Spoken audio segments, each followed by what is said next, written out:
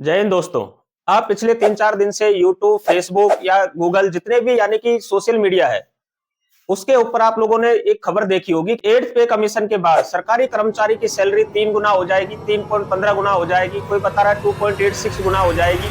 और इसके पीछे आप लोगों ने देखा होगा कि जो ज्ञानी बाबा इस चीज को बता रहे हैं, वो सभी कुछ ना कुछ अपना तर्क प्रस्तुत कर रहे होंगे। कोई बता रहा होगा कि फैमिली यूनिट बढ़कर के 3 से 5 हो जाएगी, फैमिली यूनिट बढ़ने से आपकी सैलरी है जो एकदम से रॉकेट बन जाएगी। ठीक है, तो इस तरीके की कई सारी खबरें आपने मल्टीमीडिया हाउसेज के ऊपर देखी होगी, इंक्लूडिंग जो हमारे देश का फ्रंट मीडिया है, यानी जो बड़े बड़े मीडिया हाउसेज है, चाहे वो प्रिंटिंग मीडिया हो चाहे वो सोशल मीडिया पे एक्टिव हो, वो सभी के सभी मल्टीमीडिया हाउसेज है जो आपको सब कुल मिलाकर यही बातें आपको बता रहे हो। लेकिन आपने कभी सोचा है कि ये जो खबरें चलाई जा रही है इनके अंदर कितनी सच्चाई है? कहीं ऐसा तो नहीं है कि ये सारी इंफॉर्मेशन आपके साथ शेयर करके आपके इमोशंस के साथ खेला जा रहा हो? तो डोंट वरी। तो आज की इस वीडियो में हम बात करेंगे कि जितने सारे इंटरनेट पर जो रूमर्स फैलाए जा रहे हैं उनके अंदर सच्चाई कितनी है, और सरकारी कर्मचारी की क्या वास्तविकता में इतनी पेमेंट बढ़ जाएगी, या फिर वही जो पिछले वेतन आयोग में सरकारी कर्मचारी के साथ में जिस प्रकार से धोखा किया गया, क्या उसी प्रकार से इस वेतन आयोग में भी उनके साथ होने वाला है? और जो रियल हाइक है सैलरी के अंदर वो कितना परसेंट तक संभव है? इसके साथ साथ हम बात करेंगे कि 8th पे कमीशन सैलरी के अंदर इंक्रीमेंट किस प्रकार से किया जाता है। ठीक है, तो आप हमारी वीडियो में शुरू से लेकर अंत तक जरूर बने रहे। और अभी तक आप लोगों ने हमारे चैनल को सब्सक्राइब नहीं किया तो सब्सक्राइब जरूर करें, और वीडियो अच्छी लगे तो वीडियो को एक लाइक करना बिल्कुल ना भूलें। देखो, 8th पे कमीशन की बात करने से पहले हमें पुराने जो जितने भी वेतन आयोग यानी सरकारी कर्मचारियों पर लागू है उनका थोड़ा सा हमें क्या देखना पड़ेगा, इतिहास देखना पड़ेगा कि किस प्रकार से उसके अंदर सैलरी स्ट्रक्चर को बढ़ाया गया, पे अलाउंसेज को बढ़ाया गया। तो अगर हम बात करें पिछले वेतन आयोगों की, जो लेटेस्ट पिछला वेतन आयोग था वो कौन सा था? 7th पे कमीशन। तो 7th पे कमीशन के अंदर जो डीए पहुंच गया था वो कितना पहुंचा था? 125% डीए हो गया था, और फिटमेंट फैक्टर कितना रहा था? 2.57% रहा था। और उसके बाद जो बेसिक सैलरी में जो यानी कि रियल हाइक आया था वो आया था 14% से लेकर के 14.3%। ठीक है, इसके अंदर कमीशन ने बताया कि भाई जो पे और अलाउंसेज में कुल जो वृद्धि हुई थी वो हुई थी 23.55% की। ठीक है, बेसिक सैलरी प्लस में जितने भी अलाउंसेज जो भारत सरकार के एम्प्लॉइयों को लागू होते हैं उसमें टोटल 23.55% का क्या आया था? सैलरी के अंदर हाइक आया था। ठीक है, ये तो आया था 7th पे कमीशन के अंदर। यदि हम बात करें 6th पे कमीशन की, तो सबसे ज्यादा जो रियल सैलरी के अंदर जो हाइक देखने को मिला या इंक्रीमेंट देखने को मिला वो किसके अंदर मिला? 6th पे कमीशन में। इसमें 50% से लेकर के 54% का क्या है? सैलरी के अंदर हाइक देखने को मिला। और इसमें जो फिटमेंट फैक्टर रहा था वो कितना रहा था? 1.86 रहा था। और डीए सिर्फ 50% क्या किया गया था? मर्ज किया गया था। इसकी वजह से जो रियल हाइक जो मिला था वो कितना मिला था? यानी 54% तक का देखने को मिला। अगर हम बात करें उससे पहले का जो वेतन आयोग था यानी 5th पे कमीशन, तो उसके अंदर रियल सैलरी में कितना हाइक मिला था वो हम देख लेते हैं। 5th पे कमीशन में जो डीए था वो था 148%। ठीक है, और फिटमेंट फैक्टर कितना लागू हुआ था? 3.25%, जो सबसे अब तक का सबसे ज्यादा यानी कि फिटमेंट फैक्टर रहा है, यानी 3.25 का। और जो रियल सैलरी में जो इंक्रीमेंट हुआ था वो हुआ था 20 से लेकर के 31% के आसपास। ठीक है, यानी कि बेसिक सैलरी की अगर हम बात करें तो उसमें 20%, और टोटल सैलरी की बात करें ग्रोस सैलरी की तो उसमें 31% का हाइक है जो 5th यानी कि पे कमीशन के अंदर देखने को मिला। अगर ये सभी इंक्रीमेंट को हम यानी कि टेबल के तरीके से देखें तो 5th पे कमीशन के अंदर यानी कि 31% तक का हाइक मिला था, 6th पे कमीशन के अंदर 54% का, और 7th पे कमीशन में अभी तक का लोवेस्ट हाइक मिला है वो कितना है? 14.3% का।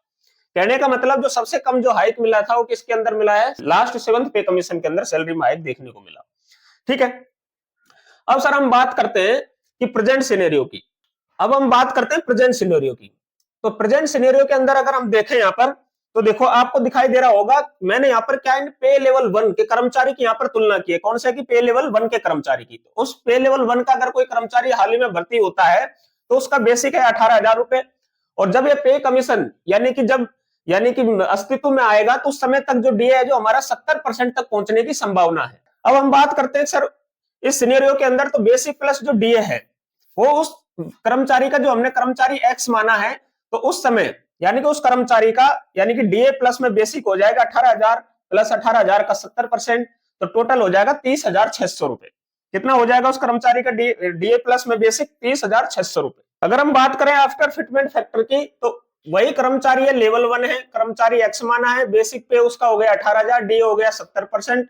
तो आफ्टर 2.0 का अगर फिटमेंट फैक्टर रहता है, जैसा कि मैंने पिछली वीडियो के अंदर एक इससे पहले जिस पर मेरे 3 लाख व्यूज हैं उसके अंदर बताया था कि जो मिनिमम फिटमेंट फैक्टर है वो 1.92 रहेगा, और मैक्सिमम में जो 2.15 या इससे भी ऊपर थोड़ा बहुत रह सकता है। तो वर्तमान स्थिति की अगर हम बात करें तो 2 गुना का फिटमेंट फैक्टर है जो हमें नजर आ रहा है। ठीक है, इसके पीछे के भी कई सारे कारण हैं, वो हम किसी अन्य वीडियो में चर्चा करेंगे, लेकिन हमने अभी 2.0 का फिटमेंट फैक्टर है जो इसके अंदर लिया है। ठीक है, उसके पीछे लेने का कारण एक तो डीए हाइक है कि डीए हाइक गवर्नमेंट जिस तरीके से कर रही है उस हिसाब से लगता है कि 2.0 का फिटमेंट फैक्टर ही मिल जाए वही काफी है। ठीक है, तो उक्त कर्मचारी की अगर हम बात करें तो 18,000 रुपए उसका बेसिक पे है, तो बेसिक पे पर क्या लग जाएगा 2 गुना का फिटमेंट फैक्टर, तो उसका जो यानी आफ्टर फिटमेंट फैक्टर सैलरी हो जाएगा कितना 36,000 रुपए। अब इसके अंदर क्या होगा, डीए को क्या कर दिया जाएगा, यहाँ पर डीए को 0 कर दिया जाएगा। ठीक है, तो डिफरेंस कितना आ गया अभी, यानी पहले जो बेसिक प्लस जो डीए हो रहा था वो हो रहा था 30,600 रुपए, लेकिन जैसे फिटमेंट फैक्टर लागू हुआ तो उसका यानी कि बेसिक कहां शिफ्ट हो जाएगा 18,000 से 36,000 रुपए पर। ठीक है, तब जो टोटल जो रियल हाइक मिला सैलरी के अंदर वो कितना मिला, वो कितना मिला 5,400 रुपए, यानी 5400 रुपए उसकी सैलरी के अंदर बेसिक प्लस डीए के अंदर उसको क्या है इजाफा देखने को मिला। अगर हम बात करें रियल इंक्रीमेंट इन बेसिक पे परसेंटेज बेस पर तो 17.64% का यानी कि उसकी सैलरी के अंदर हाइक देखने को मिला। अगर हम बात करें लगभग में 18%, यह without changing in family units, यानी किसी भी प्रकार से फैमिली यूनिट्स के अंदर सरकार द्वारा यानी कि चेंज नहीं किया जाता है, तो लगभग 18% का रियल हाइक आपको सैलरी के अंदर देखने को मिल सकता है। ये तो बात हो गई जब गवर्नमेंट है जो फैमिली यूनिट के अंदर चेंज नहीं करती है तब। अब सर आप बोलोगे कि 18% आपने किस तरीके से इसको निकाला है, जैसा कि हमने पिछले वेतन आयोगों में इंक्रीमेंट देखा सैलरी के अंदर, तो उस हिसाब से 18% का जो सैलरी हाइक है जो कहीं ना कहीं आप लोगों को वाजिब नजर आ रहा होगा कि भाई 18% 20% तक का सैलरी हाइक मिनिमम है और मैक्सिमम जो सैलरी हाइक है वो 25% तक संभव है। यहाँ पर 18% का जो रियल हाइक है जो यानी कि समझ में आता है कि भाई 18% तो मिनिमम सरकार है जो बढ़ा ही सकती है। ठीक है, तो अब यहाँ बात हो गई बिना फैमिली यूनिट को बढ़ाए हुए। अगर हम बात करें दूसरे सिनेरियो में तो वो बात आती है किसकी, यदि गवर्नमेंट है जो फैमिली यूनिट को बढ़ा करके कितना कर दे, 3 से बढ़ा करके कितना कर दे, 4 कर दे। जैसा कि अभी वायरल खबरों के अंदर जो प्रचलित है कि भाई फैमिली यूनिट को बढ़ा करके पे कमीशन में कितना कर दिया जाएगा, 3 से बढ़ा करके 5 कर दिया जाएगा, लेकिन हमने यहाँ 3 से 5 नहीं माना है, इस सिनेरियो में हमने 3 से 4 ही यूनिट फैमिली यूनिट है जो मानी है। तो उस कंडीशन में आप देखना कि सैलरी में कितना बड़ा हाइक है जो आपको देखने को मिलेगा। तो देखो लेवल 1 उस कर्मचारी का यानी बेसिक पे शिफ्ट हो गया कहां पर 36,000 रुपए पर, तो 36,000 रुपए पर यानी कि 3 यूनिट शिफ्ट हुई है, तो हमको एक फैमिली यूनिट की वैल्यू निकालने के लिए हमें क्या करना पड़ेगा कि 36,000 में 3 का भाग लगा देना होगा, तो 12,000 रुपए एक फैमिली यूनिट की क्या आ गई, वैल्यू आ गई निकल करके। तो हम यहाँ अगर 4 फैमिली यूनिट की यहाँ वैल्यू निकालेंगे तो 4 फैमिली यूनिट की वैल्यू हो गई 48,000 रुपए, यानी कि आपका जो बेसिक है वो 18,000 से शिफ्ट होकर के कहां चला जाएगा, 48,000 रुपए पर चला जाएगा। तब उस कंडीशन में फिटमेंट फैक्टर निकल के आएगा, वो कितना निकल के आएगा, 2.67 का फिटमेंट फैक्टर आपको देखने को मिल सकता है। और जो रियल इंक्रीमेंट होगा आपकी सैलरी के अंदर वो कितना होगा, 58% का होगा, जो कि हम यहाँ पर मैक्सिमम मान सकते हैं कि 58% तक का सैलरी हाइक है जो गवर्नमेंट वास्तव में दे सकती है, और 2.67% तक का आपको फिटमेंट फैक्टर है जो गवर्नमेंट द्वारा दिया जा सकता है। यानी कहने का मतलब कि जो मिनिमम हाइक हो गया वो तो हो गया 2 गुना फिटमेंट फैक्टर का, ठीक है, और मैक्सिमम जो हाइक हो गया वो हो गया 2.67 फिटमेंट फैक्टर का। यानी यहां तक तो गवर्नमेंट यानी दे सकती है, यहां तक हमें फिटमेंट फैक्टर समझ में आता है कि भाई जो फिटमेंट फैक्टर है जो 2 से लेकर के 2.67% तक रह सकता है।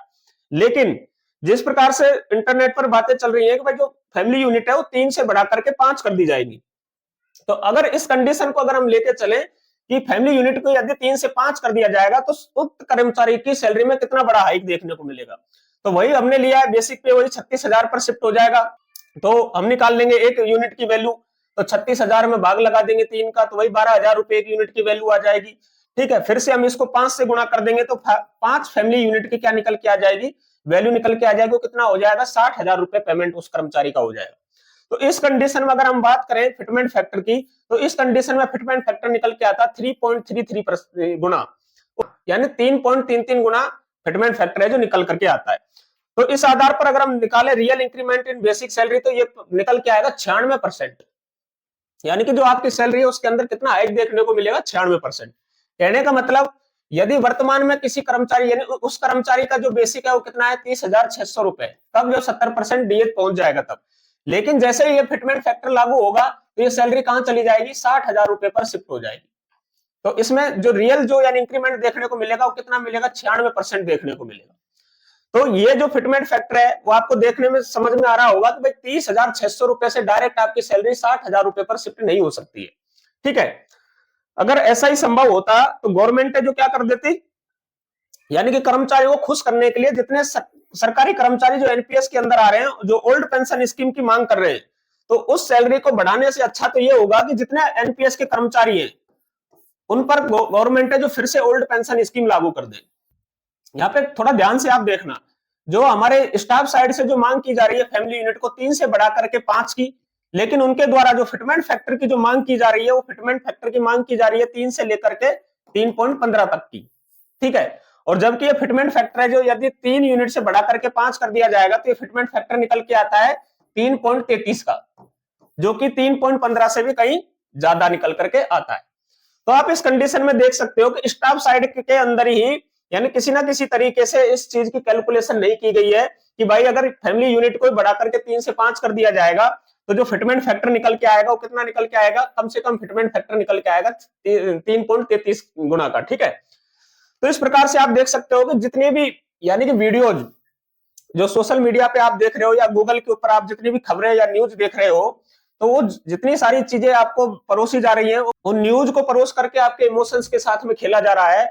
तो हम कुल मिलाकर हम इस रिजल्ट पर पहुंचते हैं। करें रियल हाइक की, तो मिनिमम जो रियल हाइक आपको देखने को मिल सकता है सैलरी के अंदर बेसिक प्लस डीए के अंदर वो 18% का यानी 18% मिनिमम हाइक आपको देखने को मिलेगा, और जो मैक्सिमम जो हाइक है वो 58% तक का आपको देखने को मिल सकता है।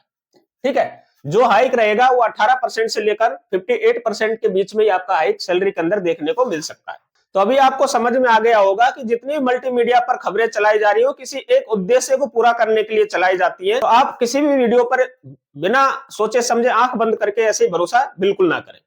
तो आप लोगों के लिए मैं एक वीडियो के माध्यम से क्वेश्चन छोड़ के जाता हूं कि इंडिया के अंदर जो सबसे पहले पेंशन की शुरुआत की थी वो किन्होंने की थी, और वो संभावित व्यक्ति कौन था जिसने पहली पेंशन है जो प्राप्त की थी। तो आज की वीडियो में बस इतना ही। इन्हीं शब्दों के साथ मैं इस वीडियो को करता हूं यही समाप्त। जय हिंद, जय भारत।